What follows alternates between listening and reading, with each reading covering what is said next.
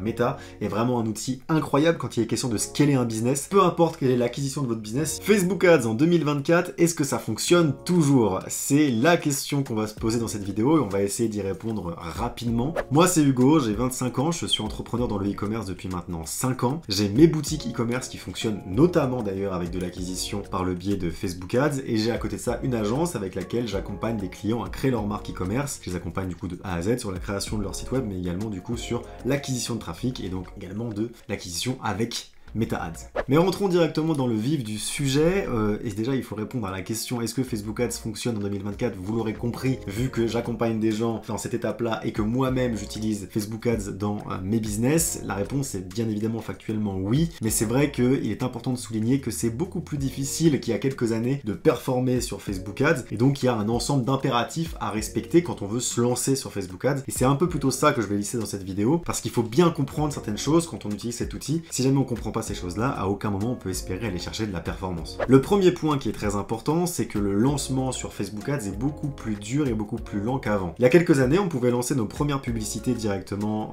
sur Facebook et on pouvait avoir une rentabilité presque automatique. Si on avait un bon produit et des bonnes pubs, on pouvait directement être confronté à un scénario où on a dépensé 200 € de pub et on a fait 200, voire 300, voire 400 € de chiffre d'affaires dès la première semaine. C'est vrai que des scénarios comme ça, c'est de plus en plus rare quand on est maintenant en 2023-2024, tout simplement parce qu'il y a quand même de plus en plus d'annonceurs. La data que possède Facebook aussi est beaucoup moins précise pour tout un tas de raisons, RGPD, etc., qui font que Facebook ne peut plus récolter autant d'informations qu'il pouvait le faire à l'époque. Et donc aujourd'hui, il a besoin de s'optimiser, besoin de prendre son temps. Il est aussi beaucoup plus strict avec les annonceurs dans le sens où il est volontairement, je pense, devenu un peu élitiste. L'idée étant que soit vous êtes un bel annonceur, une belle boîte et vous avez dans tous les cas du budget à mettre dans Facebook, donc vous avez le temps de trouver de la performance et du coup Facebook, enfin Meta va être votre meilleur ami, soit au contraire vous êtes un petit dropshipper qui débarque et Facebook Meta va être un petit peu difficile d'accès, tout simplement parce que aujourd'hui, pour espérer performer sur Meta, je vais dire quelque chose que pas grand monde dit mais qui est pourtant très vrai, moi je l'observe tous les jours, c'est qu'il faut d'abord dépenser autour de 1000 voire 2000 € avant de trouver un break-even. Donc un break-even, c'est quand vous dépensez autant que ce que vous générez. Voilà, vous dépensez 2000 € en pub et vous avez 2000 € de chiffre d'affaires. Vous n'êtes pas encore rentable parce que derrière vous avez le coût produit et plein de coûts annexes, mais voilà, un break-even sur Facebook Ads, c'est quelque chose de cet ordre-là.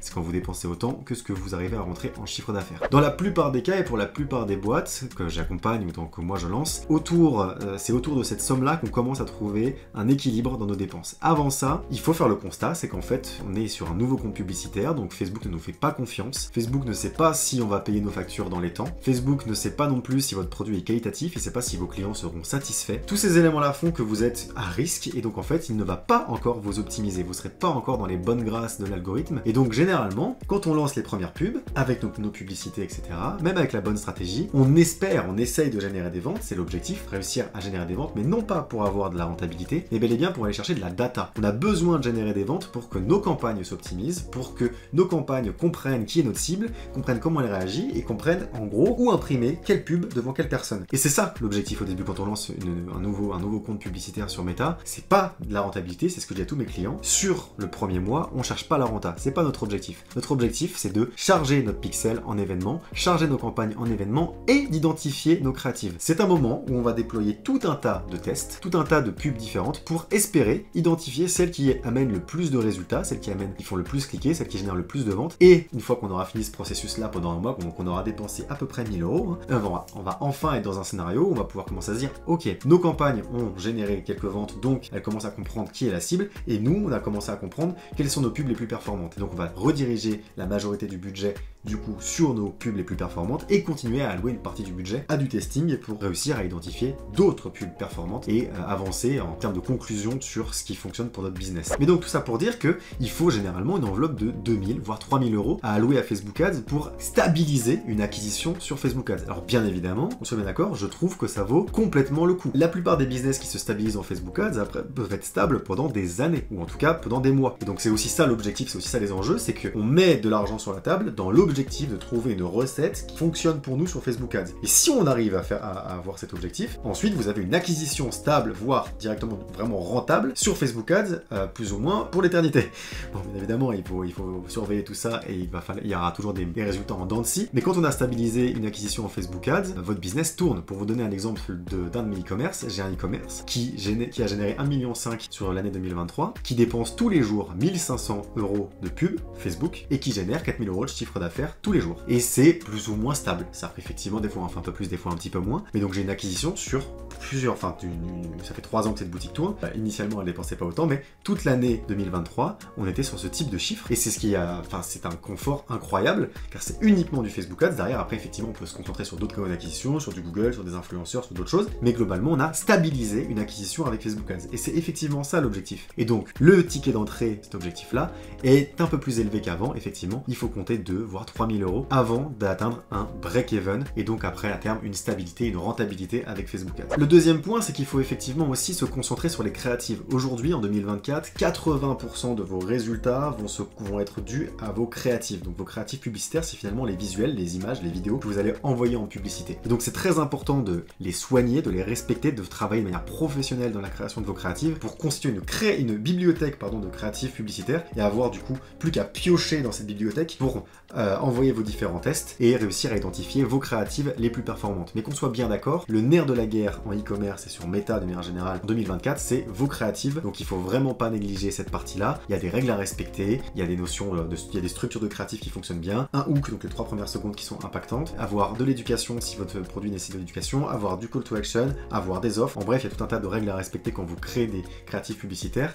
Et il faut réussir à faire ça avec beaucoup de vigueur et faire ça vraiment bien, car c'est vraiment ça qui va définir vos résultats sur Facebook Ads. Le média buyer, donc celui qui est en gestion du management de vos campagnes, fait le paramétrage. Son expertise est très importante, notamment pour comprendre et identifier ce qui se passe, pour vraiment analyser les chiffres finalement, analyser les KPI et comprendre si on est sur la bonne voie ou non. Par contre, en termes de performance, ce qui va apporter les résultats, c'est avant tout vos publicités. C'est avant tout ça qui va générer les ventes et avant tout ça qui va faire que votre média buyer va avoir la belle vie ou non. Un média buyer à qui on demande de surperformer et à qui on donne de la mauvaise matière, vous pouvez le stimuler autant que vous voulez, vous pouvez l'engueuler autant que vous voulez, vous pouvez faire tout ce que vous voulez. S'il n'a pas la bonne matière première pour bosser, à aucun moment il pourra vous apporter de bons résultats. Le troisième point, bien évidemment, pour avoir de la performance sur Meta, c'est, vous l'aurez compris, le produit. Quelque chose bien sûr qu'il ne faut pas négliger.